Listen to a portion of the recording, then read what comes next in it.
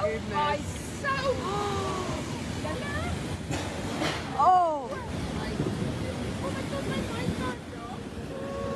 Storm surges wreaked havoc across a number of coastal communities in the eastern and western Cape, sweeping away cars and flooding nearby homes and businesses.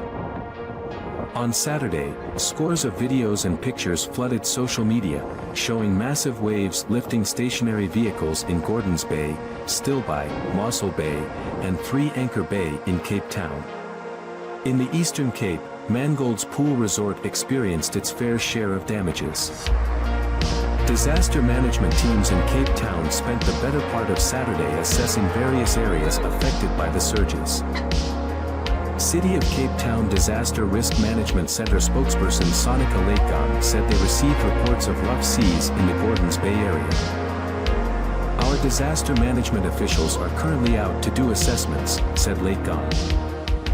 The National Sea Rescue Institute, NSRI, has asked residents in both provinces to take care as heavy sea swells and gale force winds battered parts of the coastline. NSRI spokesperson Craig Lambinan said various law enforcement agencies were deployed to Bikini Beach, Gordons Bay, where a number of vehicles were threatened by the spring high tide. He said there were eyewitness reports of a teenager caught in rip currents on a bodyboard, but he managed to get safely out of the water. At Three Anchor Bay, an elderly man was caught in rip currents. We believe he rescued himself. The man was transported to hospital in a stable condition, suffering hypothermia. He is expected to make a full recovery, said Lambinan. In Kebra, emergency services attended Mangold's Pool Resort on Saturday afternoon, where the spring high tide threatened several caravans and structures. A number of people were safely evacuated. One dog, one bird, 2 ladies, 2 children, and 2 males were evacuated out of their caravans and taken to the gatehouse. No injuries were reported, said Lambinan. Diners who were unwinding at the popular Brass Bell restaurant in Cock Bay had the shock of their lives when a massive wave crashed through the restaurant's window, soaking them. The waves were massive, the place is flooded, and we still have people inside. I think everyone was shaken and mesmerized that the waves did this, restaurant manager Chan Eddy told local media. She said the high tide kicked in around 1400 hours, causing the waves to hit the restaurant repeatedly. The restaurant is still open to the public. There will, however, be a delay in serving our customers as we try and clear the water inside. Those waves were hectic. Some people decided to leave the restaurant, which was understandable, Eddy said. Meanwhile, Mossel Bay Municipality spokesperson Cornel Karstens said waves of up to 7 meters were recorded, with gale force winds of 60-70 kilometers per hour. Numerous beaches and municipal infrastructure have been affected by the storm surge this afternoon during high tide.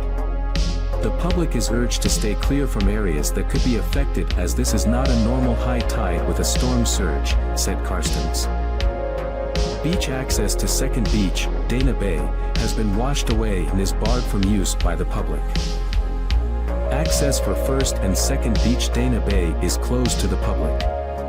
Access to Glentana Beach has been closed to the public while the point has been reopened, said Karstens. The municipality said members of the public are advised to stay clear of areas affected by the storm surge. Other beaches may also pose a risk to the public. A further damage risk assessment will be done from first light tomorrow, September 17th, and continue throughout the day. Further action, that may include but not be limited to the closure of beaches, will be taken once the damage risk assessment has been done, said Karstens. The municipality said private infrastructure has also been damaged. News 24 previously reported rain, wind and snow would lash the Western Cape as a cold front made landfall on Friday. There were no reports of any injuries after a freak wave hit a number of coastal towns in communities in the Eastern and Western Cape. NSRI SAPS, GB Med Secretary Ambulance, Law Enforcement, Fire and Rescue Services, Gordons Bay Neighborhood Watch and Western Cape Government and Health EMS attended where a number of vehicles were threatened by spring high tide at around 15.30. South Africans took to social media platforms sharing videos of massive waves lifting stationary vehicles in Gordons Bay, Stilbaai, Mossel Bay, and Three Anchor Bay in Cape Town. In August, strong winds caused by an EF1 landspout lashed parts of Cape Town. The South African Weather Service, SAWS, explained landspouts are similar to a tornado but are much weaker and smaller in scale. SAWS said the landspout occurred near Morningstar Airfield, north of Cape Town in the Cape Farms region just after 10 a.m. 3 people were injured and multiple properties damaged by the adverse weather conditions. SAWS said the wind phenomenon developed roughly 10 kilometers inland from Melkbosstrand, near the Morningstar Airfield and the Woolwerivier settlement, and moved eastward over the N7 main road, it dissipating at the Olifantskamp farm. In total, the landspout traveled approximately 4.39 kilometers before dissipating, SAWS said. The damage included an informal home blown over as well as a report by a community member of a securely installed and partially full JoJo water tank being lifted and blown some distance away. The South African Weather Service analyzed the weather conditions and conducted a field investigation on the day of the event, where it was determined that the wind phenomenon that hit the Cape Farms was a landspout, SAWS said. Earlier, the city of Cape Town said that at least 16 areas have been without electricity due to the heavy rains. The city said vandalism and theft also contributed in the power outage.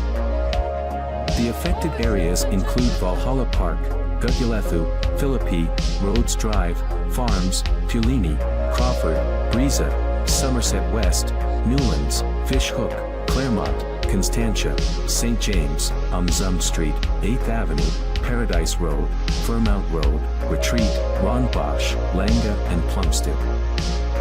Our teams are working as fast as possible to restore power in the affected areas. High electricity service request volumes continue to be experienced, the city said in a statement. Due to the high swells, high winds and some rain overnight on Friday, Nisna has been struck by flooding in several parts of the town. This includes Old Cape Road, Waterfront Drive and various parts of Leisure Isle. Residents are advised to exercise caution when traveling around town. The storm surge, Kleinboy said, was an abnormal volume of water accumulating against the coastline, manifesting as a raised sea level which can result in coastal flooding.